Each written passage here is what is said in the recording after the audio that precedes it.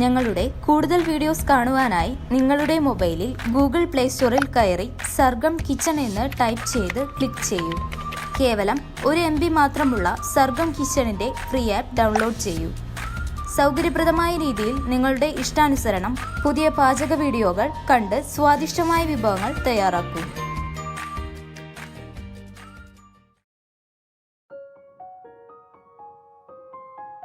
സർഗം കിച്ചണിൽ നമുക്ക് ഇന്ന് തണ്ണിമത്തനും പുതിനേര ഇലയും കൊണ്ടൊരു ജ്യൂസ് തയ്യാറാക്കാം. തണ്ണിമത്തനും ഒരു 10-15 പുതിനേര ഇലയും കൂടി ചേർത്തിട്ട് മിക്സിയിൽ അടിച്ചെടുത്തതിനത്. തണ്ണിമത്തൻ്റെ കുരുവൊക്കെ കളഞ്ഞ് 1.5 കപ്പോളം തണ്ണിമത്തം എടുത്തിട്ടുണ്ട്. പിന്നെ പുതിനേര ഇല ഒരു 10 എണ്ണം എടുത്തിട്ടുണ്ട്. അതും കൂടി നല്ലോണം മിക്സിയിൽ അരച്ചെടുത്തതാണ്. അരയാൻ പാകത്തിന് മാത്രമേ വെള്ളം ചേർത്തിട്ടുള്ളൂ.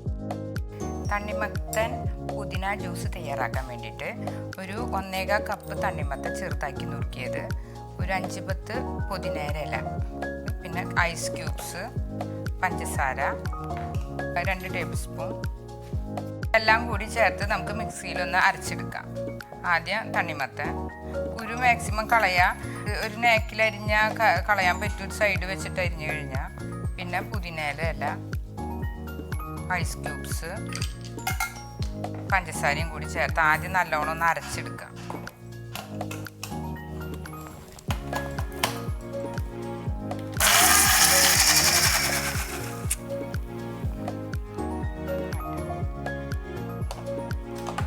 പുതിനേര ഇലയുടെ ടേസ്റ്റും തണ്ണിമത്തൻ്റെ ടേസ്റ്റും കൂടി നല്ലൊരു കോമ്പിനേഷനാണ്. കണ്ടിട്ട് ഇതുപോലെ കിട്ടും. നമുക്ക് ഗ്ലാസ്സിലേക്ക് മാറ്റാം.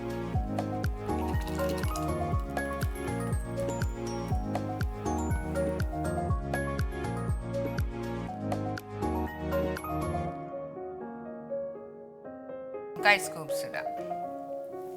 നല്ലൊരു പുതിനേര ടേസ്റ്റും തണ്ണിമത്തൻ്റെ ടേസ്റ്റും ചേർക്കുമ്പോൾ നല്ലൊരു കോമ്പിനേഷനാണ്.